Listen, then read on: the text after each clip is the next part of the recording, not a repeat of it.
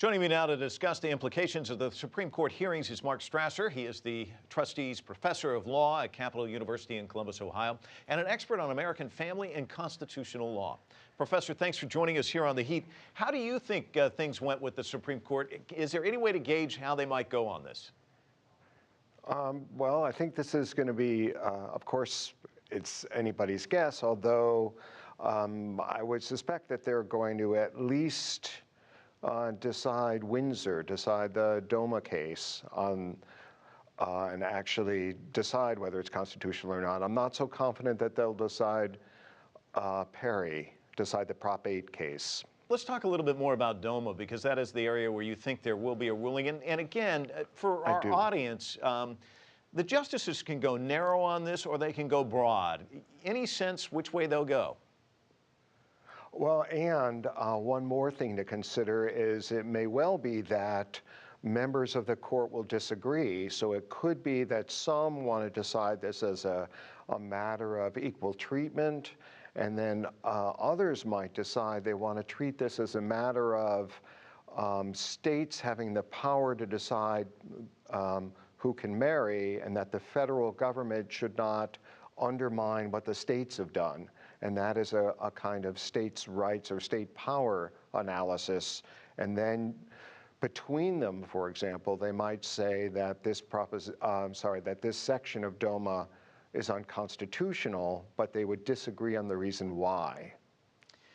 Mark, there are currently 1,100 federal benefits available to married people in the United States that are not available to these same-sex couples that get married.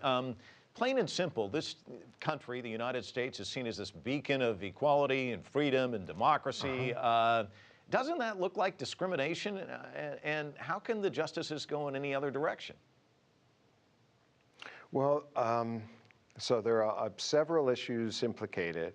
So on the one hand, it's certainly true that same-sex couples cannot marry, and then there are various federal benefits that they do not receive, and there's also a kind of stigmatizing element in not being able to marry. On the other hand, we have this long tradition that states get to decide marriage laws, and so at least some on the court, I suspect, will want to say this is a matter for the states and not for the federal government to decide. And that would still, if they say that, that would still mean the federal act would be unconstitutional, but it would not tell the states what they have to do one way or the other.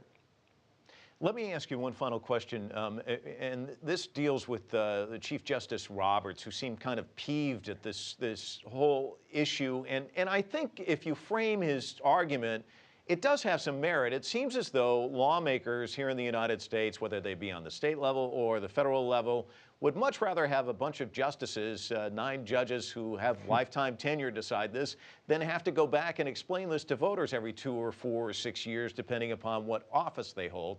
And I think he's kind of, I guess if you were to say Washington right now, you wouldn't really have a book called Profiles in Courage. I mean, these guys don't really want to take on something that's kind of scary like this. Would you agree? Well, there are several elements to this. So fair enough, there is growing support for same-sex marriage. That's true. But also you should remember that in various states, there are state constitutional amendments on this matter precluding same-sex marriage. So it may not be so easy to enact. The legislatures themselves in many states could not enact this. They would have to amend their own constitutions. So that's yet another complication. Okay, I said that was my last question, but I got one more. What are they going to decide? Okay, good. What are they going to do? Yes. What's your guess? So my guess, and of course my guess is worth, the same as everyone else's. My assumption is that they are not going to reach the merits, decide the constitutionality one way or the other of the California proposition. I suspect, and admittedly hope, that they're going to strike down Section 3 of the Defense of Marriage Act, but I also suspect that they're not going to have a uniform view as to why it should be struck down, some taking a kind of equality stance, and some instead saying this is a matter for the states and the federal government should respect the decisions of the states, including those states that recognize same-sex marriage. Professor, thanks so much for joining us from Columbus, Ohio. Certainly appreciate it. Thanks for having me.